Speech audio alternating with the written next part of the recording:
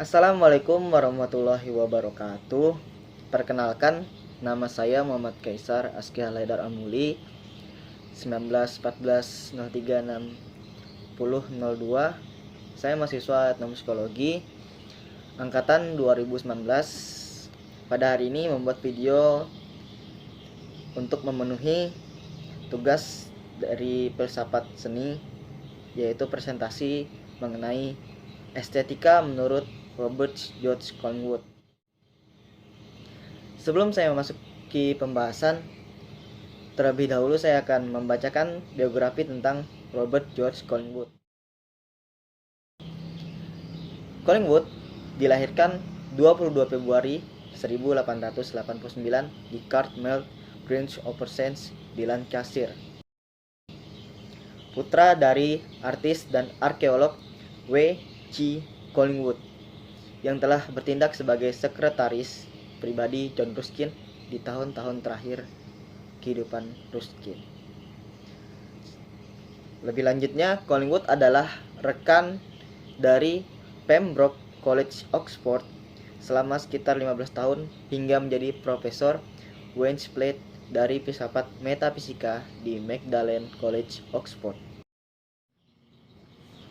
Jadi, Collingwood meninggal pada 9 Januari 1943 di usianya yang berusia 53 tahun di Coningston, Lancashire, Inggris. Jadi setelah ini saya akan melanjutkan ke pembahasan mengenai estetika menurut Collingwood. Di sini Collingwood berbicara tentang estetika yang pada dasarnya adalah Collingwood sendiri ialah filsuf sejarah.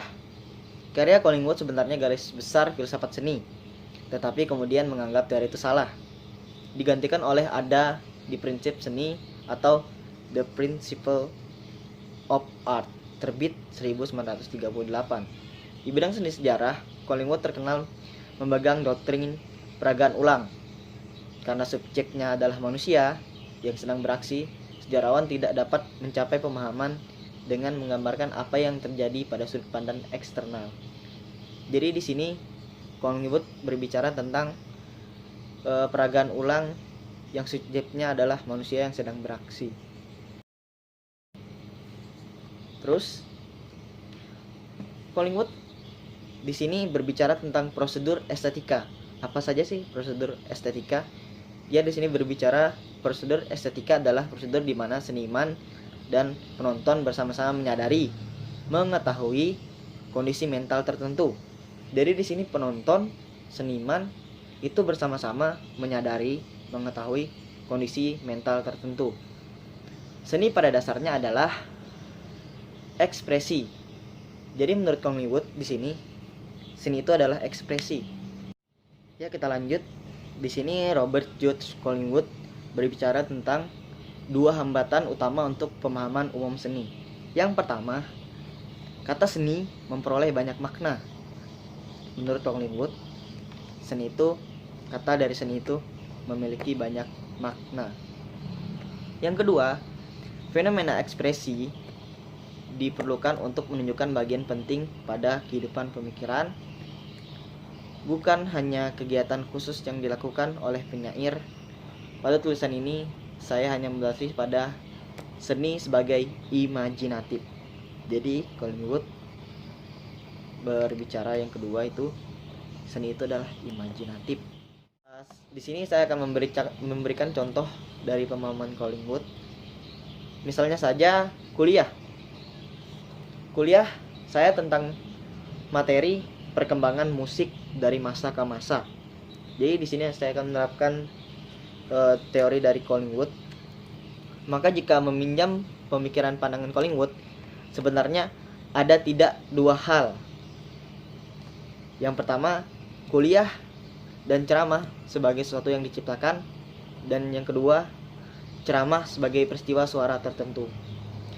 Ceramah atau peristiwa ucapan sebenarnya sebagai urutan kebisingan, memungkinkan pendengar untuk merekonstruksikan benda diciptakan adalah pikirannya sendiri. Jadi di sini Collingwood ingin menyampaikan bahwa Dari pembicaraan tentang ceramah atau peristiwa ucapan itu dibawa ke pemikiran orang-orang dengan pemikirannya sendiri. Oleh karena itu, untuk memahami konten ilmiahnya, demikian hal dengan karya seni. Lagu misalnya tidak perlu dinyanyikan, dimainkan, atau dituliskan agar ada, maka sesuatu yang ada di kepala seseorang dan tidak di tempat lain disebut sebagai imajiner. Seni pada dasarnya adalah tanpa berprasangka terhadap pandangan ideal, latihan, imajinasi, ekspresi. Perbedaan antara kuliah khayalan dan nadanya adalah isi perkuliahannya adalah verbal dan kognitif, dan menjadikan bagian-bagian pikiran itu berperan, sementara nada di antara hal-hal lainnya memainkan bagian emosional pada pikiran ke dalam permainan. Mungkin ini saja yang bisa saya jelaskan, kurang lebihnya saya mohon maaf yang sebesar-besarnya. Saya Muhammad Kaisar, mohon undur diri. Wabillahi taufiq wal hidayah. Wassalamualaikum warahmatullahi wabarakatuh.